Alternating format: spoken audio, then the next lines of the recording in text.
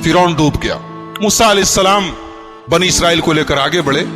आगे पहुंचे तो अल्लाह ताला ने मूसा अलैहिस्सलाम को कूहे तूर पे बुलाया और कहा कि ऐ मूसा, हम तुम्हें अपनी किताब देंगे, तुम्हें कुछ खास अहकामात देंगे, उसके लिए तुम्हें तूर पहाड़ के ऊपर आना पड़ेगा। और 40 दिन तक मूसा अलैहिस्सलाम तूर पहाड़ पे थे। और आपको एक बात बता दूं मैं कि मूसा वो इकलौते नबी है जिनसे अल्लाह ने डायरेक्ट बात किया है। किसी फरिश्ते का बीच में वास्ता नहीं था, अल्लाह ने डायरेक्ट बात की है मूसा से। जब भी बात की है डायरेक्ट बात की है। तो हजरत मूसा ने कहा कि अल्लाह, मैं आपको देखना चाहता हूं। अल्लाह ने कहा लन तरानी, तो मुझे कभी नहीं देख सकते। बाज उलमा ने कहा है कि अल्लाह ताला को मूसा ने कहा लन तरानी, अल्लाह ने कहा तुम मुझे कभी नहीं देख सकते। इससे पता चला कि अल्लाह को कोई देख नहीं सकता, कभी नहीं देख सकता। मगर यह बात गलत है। दुनिया की आंख से अल्लाह को कभी नहीं देखा जा सकता, लेकिन आखिरत में लोग अल्लाह का दीदार करेंगे। जन्नती जब जन्नत में जाएंगे तो अल्लाह ताला का दीदार करेंगे। ये कुरान से भी साबित है और हदीस से भी साबित है। तो दुनिया की आंख से कोई अल्लाह को नहीं देख सकता। हमारे नबी सल्लल्लाहु अलैहि वसल्लम भी जब मेराज पर गए तो सही बात यह है कि आपने अल्लाह को नहीं देखा, आपने अपने रब का दीदार नहीं किया, जैसा कि बुखारी की रिवायत थी। तो अल्लाह ने कहा कि मूसा, एक काम करो, तुम इस पहाड़ को देखो, इस पहाड़ के ऊपर हम अपनी तजल्ली उतारते हैं, तुम इस पहाड़ को देखो। अगर ये पहाड़ अपनी जगह बरकरार रह गया तो तुम मुझे देख लोगे।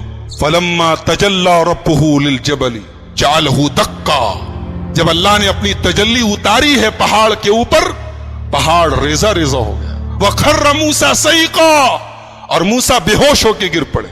जब मूसा होश में आए तो कहने लगे अल्लाह, मैं तौबा करता हूं, अब आज के बाद मैं ये ऐसी डिमांड नहीं करूंगा, ऐसा मुतालबा नहीं करूंगा, मैं तुझको देखना चाहता हूं। जब मूसा अलैहिस्सलाम तूर पहाड़ से वापस गए तो देखा उनकी कौम ने बछड़े को अपना माबूद बना लिया। उनकी कौम में सामिरी नाम का एक आदमी था, उसने सोने को पिघला करके एक बछड़ा तैयार किया और उस बछड़े के अंदर ऐसा कुछ सिस्टम बना दिया कि जब हवा चलती थी तो बछड़े से आवाज निकलती थी। तो बनी इसराइल से कहा उसने कि यही तुम्हारा खुदा है, और इसी से मिलने के लिए मूसा गए। तो बनी इसराइल उसके आगे सजदा करने लगे। जब मूसा अलैहिस्सलाम आए और देखा कि उनकी कौम बछड़े की इबादत में लग गई है, तो सबसे पहले अपने भाई हारून को पकड़ा, जिनको अपना जानशीन बना के गए। अपने भाई हारून की दाढ़ी पकड़ ली और कहा कि मैंने तुझको अपना जानशीन बनाया था, तूने यही मेरी जानशीनी निभाई है, मेरी कौम बछड़े की इबादत में लग गई।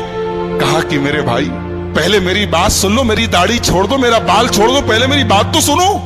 ये सब आपस में झगड़ा कर रहे थे और मैंने समझाने की कोशिश की, लेकिन मैंने देखा कि अगर मैं ज्यादा इंटरफेयर करता हूं तो बात ज्यादा बढ़ जाएगी।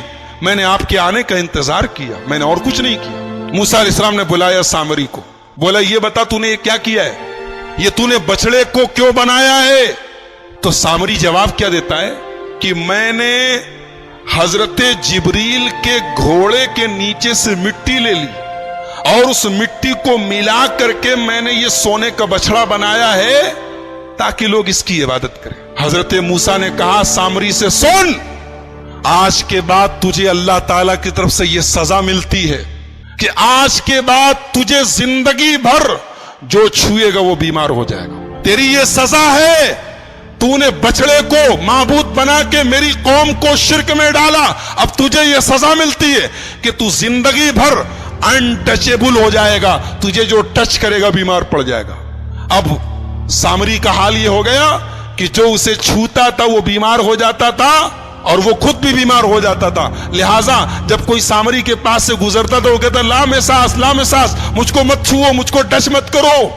और उसके बाद हजरत मूसा ने कहा कि तेरा ये जो सोने का माबूद है ना, देख इसका मैं क्या अंजाम करता हूं। उसको आग में जला के हजरत मूसा अलैहिस्सलाम ने पानी में फेंकवा दिया। कहा कि जिसको तुम लोगों ने अपना माबूद बनाया तो देखो उसका हम ये हाल करने जा रहे हैं।